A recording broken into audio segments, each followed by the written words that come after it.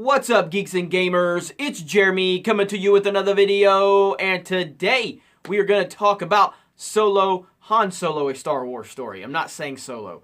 But before we get into that, obviously it is May the 4th, so happy Star Wars Day to everyone out there. What am I going to be doing for Star Wars Day? I'm probably going to play some Battlefront 2 because I still do love Battlefront 2, even though we just got the news that did not make me happy that the DLC that we've all been hoping was going to be the Clone Wars is going to be Solo, a Star Wars story DLC.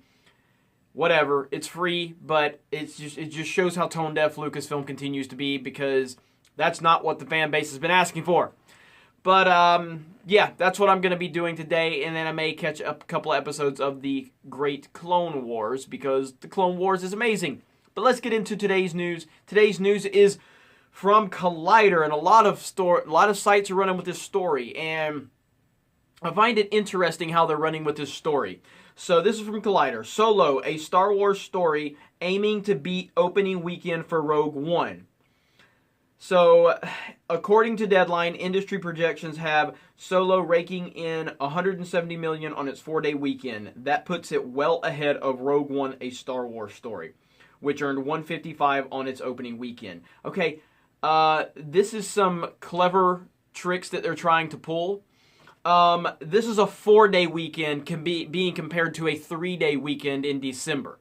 A 4-day weekend in spring, summer versus a 3-day weekend in December. So I'm not taking away from the good tracking numbers, because it's clearly going to do well, because it is a Star Wars movie and Star Wars is going to sell. But you're saying that it puts it well ahead of Rogue One, and that's just not true. It's another day on a holiday weekend that you're giving it. So it's tracking about the same is really what's going on here. Now, for me, I have said that and again, when I was making the box office prediction for Solo, I wasn't taking into account it would be a 4-day weekend. I was taking it into a regular 3-day weekend, and I said it was going to do around 125. But considering it's going to be a 4-day weekend, I'm going to probably put my projections around 140 is where I think it's going to land. So 140, 145 for the 4-day weekend. And that's pretty good. I don't think that's all-time great or anything. I think that will be what is this, Memorial Day weekend? Yeah, this would be the Memorial Day weekend record if it does over 139 is the Memorial Day weekend from Pirates of the Caribbean at World's End. So that's going to be interesting to see. I just think it's funny how a lot of these sites they're not giving you the context to that. Like, they're comparing Rogue One's 3-day weekend in December to a 4-day weekend in May for Solo, and I think that's just they're trying to put a good PR spin on things, and that's fine. I'm just trying to give the context to it. There's nothing wrong with what they're doing. I just think they're being a little sneaky about that. But 3 days versus 4 days, that's a pretty major thing you want to give some context to. So yeah, I've always said that I thought Solo would do fairly okay, but what I did say, and this was before I was not considering it being a 4-day weekend, holiday weekend, and I thought it would be if I said 125, and then I said that if it was around $100 million opening weekend on a 3-day weekend, that would be bad news for Star Wars as a brand. That would be really bad news.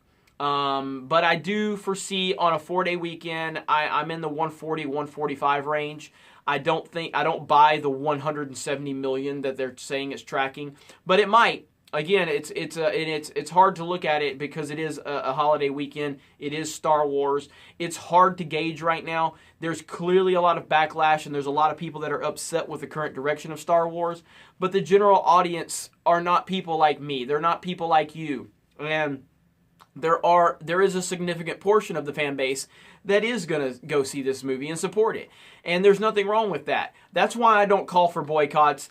I say do what you want with your money.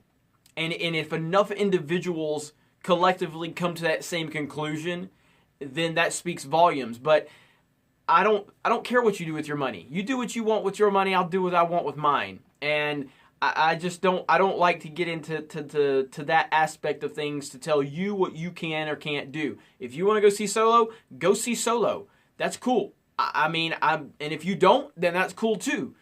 I find it amazing when people get really upset because other people that have worked for their money do what they want with their money. It doesn't matter what they do. Just do what you do. And if enough people agree with you and do the same thing you do, then that's going to speak volumes. So, we'll see what happens. I think the battleground is here, though. This could be a huge opportunity for Star Wars, one way or the other. If Solo does not perform well, this could be a very, very bad situation for Kathleen Kennedy. And if Solo does extremely well, then this could tell us that, Star Wars is just going to continue moving forward regardless of who is upset. And Disney probably has done their market share research and looked at it and said Star Wars is so big and it's so strong and it's so powerful.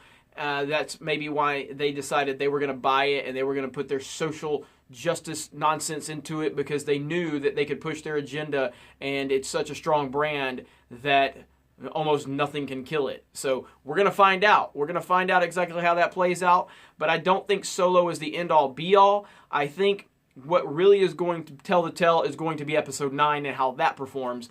And from what we've heard, the little bit we've heard about Episode 9 up to this point that is not confirmed does not make me very excited for Episode 9. So, but I will be checking out Solo opening weekend. I will be doing a review, and I'll give my honest opinion. And I'm not going to be going in with fanboy goggles, though. I mean, I'm not looking forward to this movie, and I don't expect much from this movie.